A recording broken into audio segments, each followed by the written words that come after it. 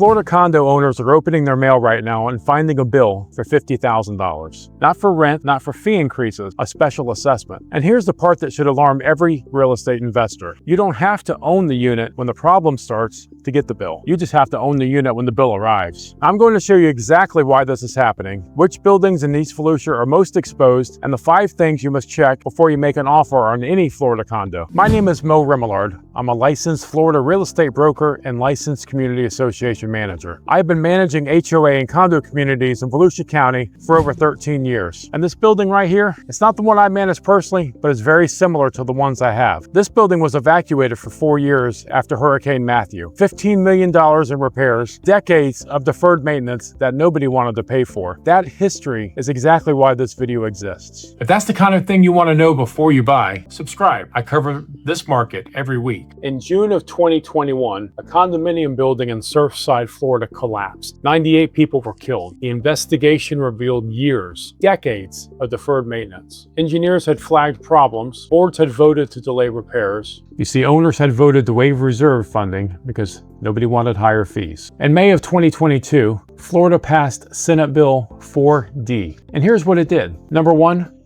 buildings 3 stories or higher and 30 or more years old must have a licensed structural engineer complete a milestone inspection. The deadline for buildings built before 1992, December 2024. That deadline has already passed. Number 2, every condo association must complete a structural integrity reserve study, a formal analysis of what major components cost to repair or replace and how much money the association actually needs to have set aside to make those repairs. And number 3, this is the one creating all the $50,000 bills. As of December 31st, 2024, condo boards can no longer allow unit owners to vote to waive or reduce the reserve funding. The waiver is gone. Associations that spent 20, 30 years underfunding their reserves, collecting less money than they should have been, now have a legal obligation to catch up. And the way they catch up is by billing every unit owner. Whether you've owned for 20 years or you just closed yesterday, that bill is yours.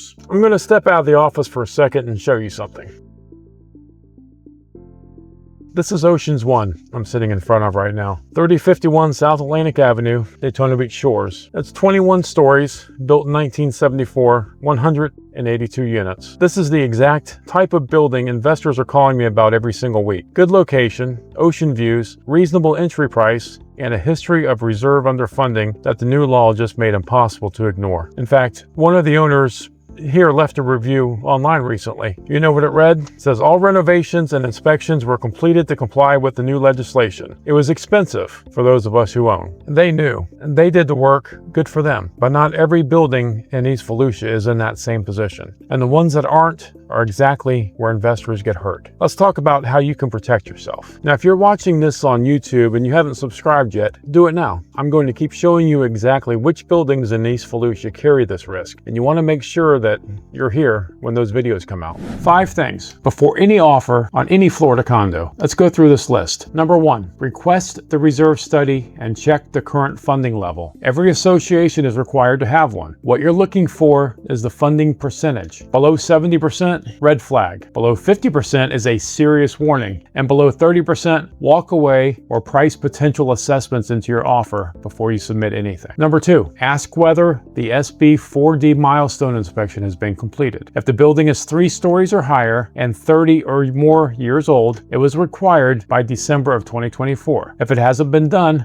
ask why. If it has been done, ask to see the report. Every finding in that report is a potential future expense you're going to be inheriting. And step 3, and this is the one most investors skip because they think their realtor is handling it, and they're not. Here's exactly what to ask and who to ask. Ask about pending or anticipated special assessments in writing. Ask the seller and the management company directly. Are there any special assessments currently pending or under discussion? Get that answer documented. It won't always protect you legally, but it creates a record. And number 4, read the last 12 months of board meeting minutes. I said this in video 1, and I'll say it again. The minutes show you what the board is actually talking about. Structural discussions, engineering reports, reserve shortfalls, vendor quotes for major repairs. These are signals you will never find in a listing. And in Florida, they are legally required to be provided to buyers. Request them every time. And number 5, price any known risk into your offer. Reserve underfunded, milestone inspection flagged a problem, board minutes suggest a major expense is coming. You have 2 options: walk away or make an offer that accounts for it. If a $15,000 assessment is likely in the next 12 months, your offer should be $15,000 lower. The risk has to be in the math every time. Here's what I want you to understand. Florida condos are not a bad investment category. There are buildings in Volusia County, Seminole County, Orange County, buildings that I manage where the reserves are fully funded.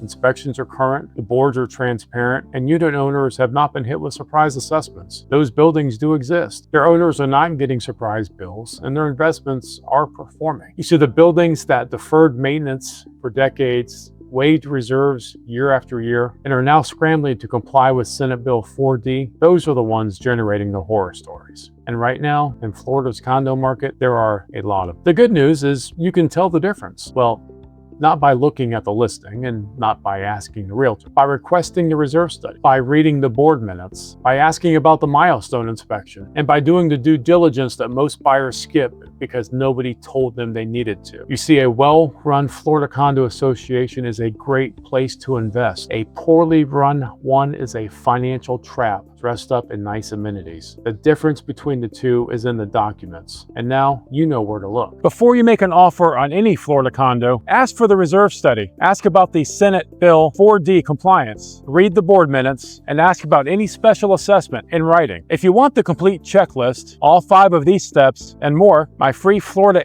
HOA investor checklist is linked in the description below. Download it. It's free, and it's the same checklist I use when I evaluate these buildings professionally. If you want to walk through a specific property with me, a deal review where I look through the actual numbers, the documents, and the red flags, my consulting calendar is also in the description below. Now, if this helps you, subscribe. Share it with an investor friend who's also looking at Florida condos right now. They need to see this before they make an offer. I'm Mo Remillard, Florida broker and licensed CAM, and I'll see you in the next one.